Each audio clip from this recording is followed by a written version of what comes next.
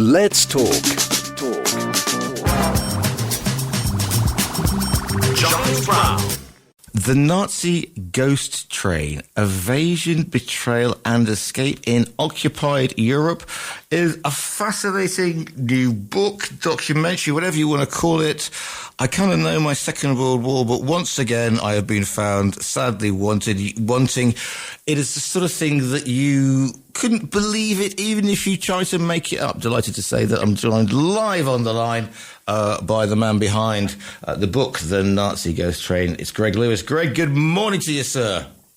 Good morning. How are you? I'm very well, thank you. Well, I'm very well, but people say, why are you so fascinated with history, Charles? Why, especially the Second World War? Because it's all been done. We all know what happens. And yet, Greg, it continues to throw up these incredible stories. It does. And I think part of the reason is because there was, literally so many people involved. So I'm very interested in people's stories rather than strategy and movement of armies.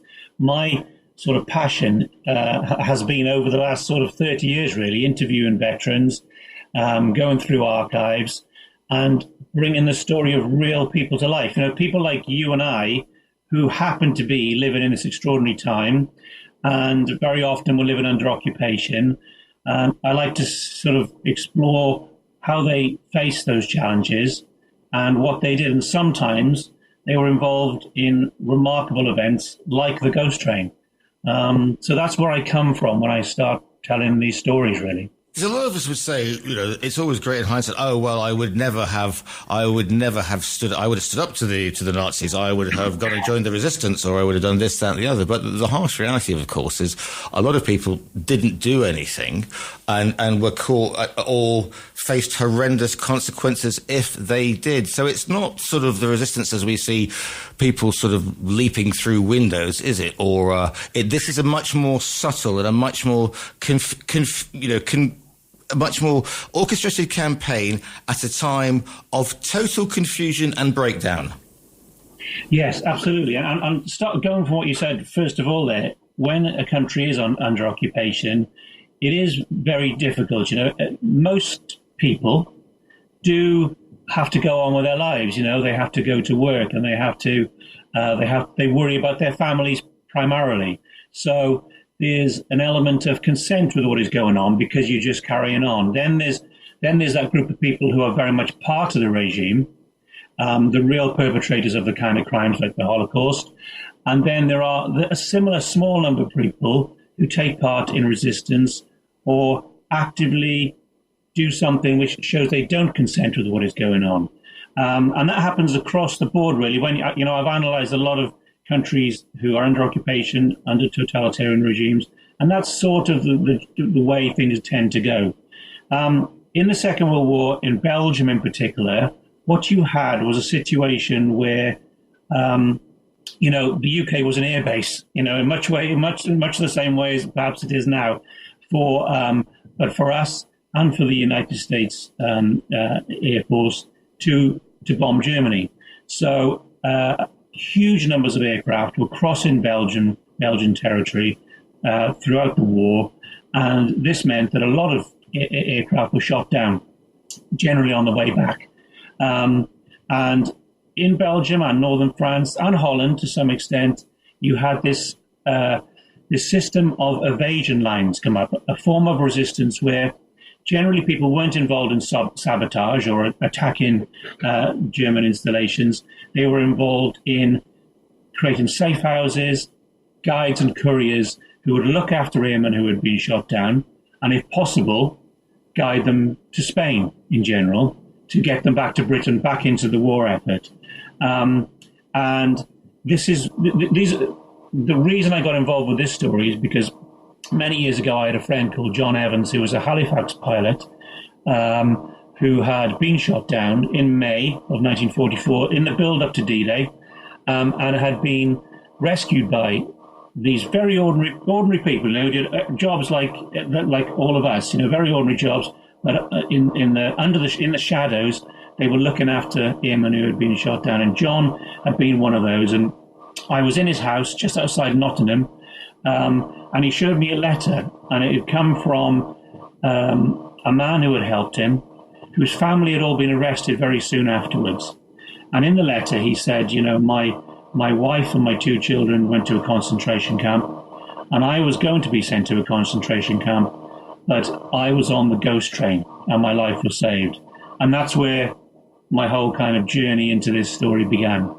Because the other thing, of course, is that this is not France. So we always think the resistance. This is Belgium, and perhaps a lot of we tend to sort of skimp over sort of the Dutch resistance and especially the Belgian resistance, and obviously there's an interesting dynamic because, as you said, some people are complicit in the regime that takes over because it is seen as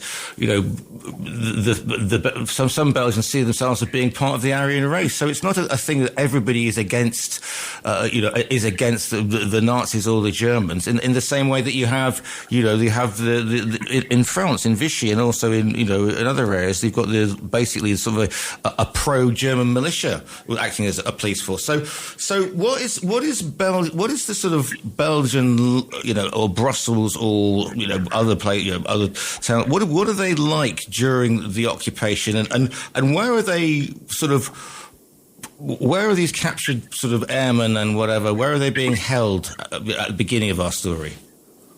Yes, well, I mean, to talk about Belgium, it's obviously very complicated. Making generalizations is difficult, but in Belgium you have before the war you have sort of a very the Flemish very nationalist movement, which kind of links with the same thing in the Netherlands as well, and very often they see the Nazis they're as brothers, the Germans as brothers. So there is that kind of tension within Belgium, although many Flemish speakers were involved in the resistance. So it's not a generalization you can easily make. But what you have is you have organized groups such as the Comet Line, who create these. People might remember that years ago there was a BBC series called Secret Army, which a lot of people are. Kessler and all that. Yes, I remember. And I loved it when I was very young when it was on, but I absolutely adored it. And that was a kind of a representation of the Comet Line in a way. And so what we have is we have groups of people who set up safe houses. So this is people of all ages, men and women, very often with families, young families in the house. John had been in a home with young families, teenage kids. So people taking a great risk, not only with their own life, but with their family's life. And of course, if the airmen were captured, they were generally looking at a prison camp. Certainly up until the stage of the war where I'm talking about with the ghost train, they were generally looking at a prison camp. But the civilians who'd been explicitly told by the occupiers not to harbour Allied servicemen, they were facing a concentration camp, torture, and pretty likely death. So that's the sort of structure you got. But very often airmen, when an airman was shot down, he really needed to look for help. He wasn't going to survive without getting help. So you would knock on a farmhouse door, for instance. You would hope that they would either give you some food or some civilian clothing or a drink, or you'd hope they wouldn't turn you in. That was the first thing. But very often, if you got very lucky, they would know somebody who was involved in one of the evasion lines. And what happened with the ghost train, the stories that I'm following, very often that happened. Sometimes they were helped by people who just had never really taken part in the war, but just wanted to help on a human level, because somebody was in trouble and they wanted to help them. It's incredible, isn't it? You think about going from Belgium all the way. They're trying to get across. Some go across to Switzerland, but not many. But the majority, they try and get down to basically sort of southwestern France and then walk across where they're picked up. But there's no, because of the nature, because it has to be secret, they are just in little cells operating independently. So if somebody gets captured, the whole line doesn't come. But the skill and the daring and the sheer heroism of these. Imagine you're sitting there on your farm and your Halifax comes over, and the next 15 minutes later you've got, and these guys are probably wounded, shocked. The Germans are going to, and the local militias are going to be looking for for them, aren't they? So it's it is a what do you do situation if you've got your young child there and your young wife, and you've got the two airmen, one of whom is badly wounded. I mean, what a crisis to face. Absolutely, absolutely. And there's so many different strange little stories that you pick up, For instance, obviously the Americans were bombing during daylight, so the Belgians and the Dutch would see these huge formations of American bombers going over, and they'd often watch, bombers coming back in trouble, and they'd see them coming down. I have one story, Al Saunders, an American, when his plane had been in trouble for several miles, he'd been in trouble for a long way further than that. It was coming down for several miles. All his crew jumped out. He was the last to jump out. And by the time he comes down in a field, there's 400 people waiting, standing around. They've all come out of the village and the town. And he's very lucky in the sense that they all look at him, blankly, or, and he's standing there and he's broken his ankle on landing. And luckily, an older gentleman, a farmer, grabs him and drags him away. And he's very fortunately involved in one of these evasion lines, There are other people who come down and then they just have to walk for days, night and day, and hopefully get lucky and find somebody. And what happens in the story is the ghost train effectively is a train that's put together right at the end of the occupation in Belgium. They clear out the prison of Saint-Gilles, and they want to put everybody on a train to Neuengamme concentration camp. So is this Saint-Gilles the area, the district in Brussels itself? Absolutely. Right. There's a prison there. It looks like an old kind of fort. Really, it's got it's got a sort of a turrets and all. Yeah. And it's still there, And I visited there during my research, So the airmen. I'm not just talking about the airmen. There's a lot of resistance in the book as well, because they either helped, or we have people like Francois Lebouvre, who's been collecting information on the V1 sites. Obviously, resistance, a lot of women involved in the resistance. That's why it makes it an extra interesting subject for a writer, because it's not just about soldiers, it's about people taking part in all kinds of resistance. And not only that, it's the fact that the Allies are advancing, the Germans are falling back. There is chaos and confusion.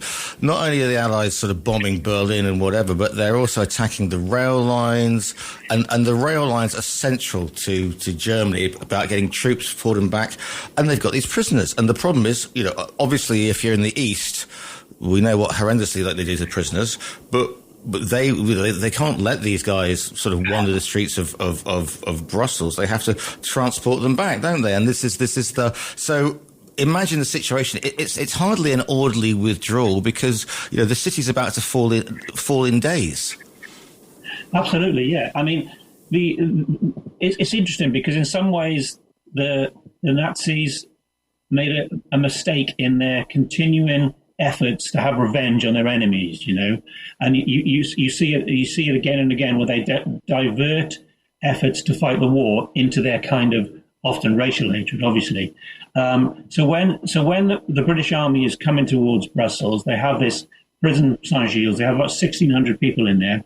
They move 200 out in the first deportation. They end up in a camp, and sadly, very few of those come back. Then the next 1,400, which is the last prisoners, they move onto a train, and at the time they could have been concentrating on something else, but they particularly saw the political prisoners that they had in the camp, in the prison, the resistance and socialists, left-wing prisoners. They didn't want to stop punishing these people, And at this point in the war, the rights of airmen had been eroded as well. If you think about the 50 that were shot after the Great Escape, earlier in 1944, there was a kind of they weren't their uniform and their dog tags didn't completely guarantee their safety anymore. So those 40 airmen that were on the train, they were going to Neuengamme concentration camp. They weren't going to Stalag 3 or a prison camp. So they were in the 1,400 people on that train were in terrible danger. And if you look at the statistics from other transports, very few of them were going to come back if somebody didn't try and stop the train. Presumably, the sort of the resistance is still going. You kind of notice 1,400 people being marched, or being, because it takes organisation, and so they are talking to what, the SOE, because the Special Operations Executive got to have people there. They must be in contact with headquarters in London, or just letting people know that if these guys if they put 1,400 people on a transport or on a train out, there's not going to be many coming back. So is there an overall plan then, or is it very much individual cells? Because we have everything from people getting rid of train drivers or engineers to mucking up the signals, don't it? I mean, it really is a brilliant operation. It is incredible, and it's really all done by ordinary people. There are SOE people. There are 3 SOE agents at least in the prison, but there is no external organisation to this. Essentially, what happens is when the first 200 are left, are put in onto a train from the prison, word goes around. The Germans are entering Saint-Gilles, so people start turning up at the prison. Families, waving and shouting messages. They're all shouting the windows. Then the 1,400 are put on a convoy of trucks, throw in messages outside. Take this message to my wife with an address, etc. A lot of them are shouting. They're writing on the back of labels from food tins and everything, and saying, "Stop the train! Stop the train!" When they get to Brussels South train station, the railway workers there think, the war is nearly over for us, or it should be nearly over for us. Liberation is at hand. We can't play a part in the deaths of these 1,400 people. So ordinary people, some of them are members of resistance cells, because obviously railway workers in France and Belgium were very heavily involved in the resistance. But some of them aren't. But they all have this kind of feeling that, look, we can't play a part in this right at this time. We have to do things. And like you say, they begin these, they send off messages, stop signs must be, signals for the stop everywhere. They start that. They start thinking about gun battles. They start thinking about everything they can do to save these lives. It's like a moment of, it's an inspiring moment of humanity, really.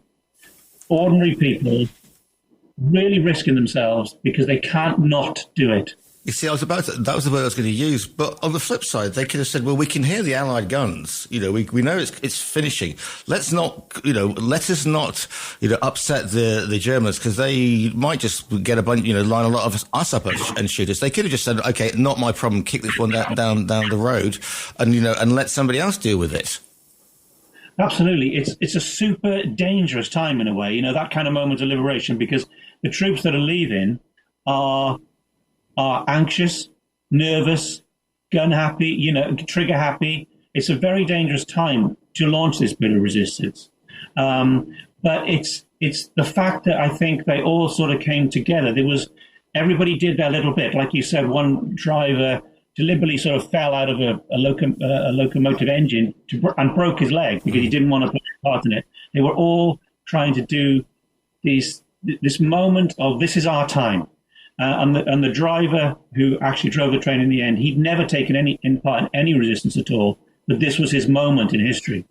You see, if this was a movie like from the 50s, there'd be some steely Gestapo type in Brussels who would then basically execute everybody. But it kind of isn't like that, because it's chaos in Brussels, and they're trying to get, the general staff are just trying to get the hell out of Dodge, basically, before they get captured, because they know what's coming, and they don't want to get sort of lynched. And so this idea of, every German officer being a steely, or every German soldier being this sort of steely, sort of high-class Nazi, they're just trying to get out, aren't they? And that's one of the reasons that it's got to be a factor in why this plan works as well, doesn't it? Absolutely, yeah. There are 3 sort of, on the villain side, if you like, there are 3 sort of characters. There's Prosper de Zitter, who was a Belgian, who was an absolute, one of the worst traitors of the war, who had actually turned in many of the airmen who ended up on the train. He's a character that's almost like a villain from John Buchan or something, but he's real, terrible character, all for money. There's the SS general in charge of Belgium at the time, who's the one who's very keen to drive the deportation through. And then there's the good German, if you like. There's a surgeon, a in charge of the military hospital in Brussels, Werner Vaxnut, who realizes this is they're lacking humanity in making this deportation. He appeals to the SS. He says history is going to look at us very badly for this, and he's one of those who sort of joins with the Red Cross to try and stop the deportation. But going back to Prosper de Zitter, he was the character that really kind of took this to another level for me when I was researching it, because he's a villain that, like I say, you really struggle to make him up in a novel. But he was real, and he probably caused the betrayal of hundreds, if not thousands, of people during the occupation. That's one of the things. I mean, when people say, "Oh, well, I would have done this and I would have done that," but then history, you go through. It can be Italy, it can be France. But there are these people who just go, "Yeah, that's good for me. I'm going to have my power," and it brings out the best and the worst of humanity. Now, we don't want to give the ending away, because we want people to go buy the book. Listeners can go to our virtual bookstore and click on the front page. It'll come to you. However, how do you research this one? I mean, presumably you're going through there must be very few, unfortunately, which is really annoying for people of our age, because if we'd only listened to our grandparents and we would think, no, I want to go and play football. And then now we think, why didn't I listen to my papa? But so how did you sort of get sources, etc., for this one? Well, I was lucky in a way, in the sense that when John Evans, who inspired me, that was some time ago, 15 years ago. So I always had in the back of my mind that one day I would do this book. Unfortunately, other things took me, in different directions over the while. But very early on, I went to Belgium and interviewed two people who were on the train. One who had been in a village where there'd been an act of resistance, and there was a terrible retribution from the Flemish SS, and most of that village were imprisoned, and many on the train. I interviewed this guy whose father had been on the previous transport, who never came back, and then I interviewed another member of the resistance who was one of the youngest people on the train. He was only 16 at the time, and then the rest of the time I managed to make contact with many sons and daughters, as you say. There's a lot of every airman who evaded, who managed to stay free. When they returned to Britain, they filled in an escape and evasion briefing report. You can access them at the National Archive. They're brilliant, and the Americans and the American Archive. And there's also a fantastic archive in Belgium where I found a file of documents relating to the train. So essentially, a lot of letters back and forth, correspondence, emails with family who gave me photographs and documents, letters. One of the Americans had written a sort of diary which was never published, which I was able to use. Absolutely amazing. So many of these people would just want their fathers and grandfathers' story told, so very helpful.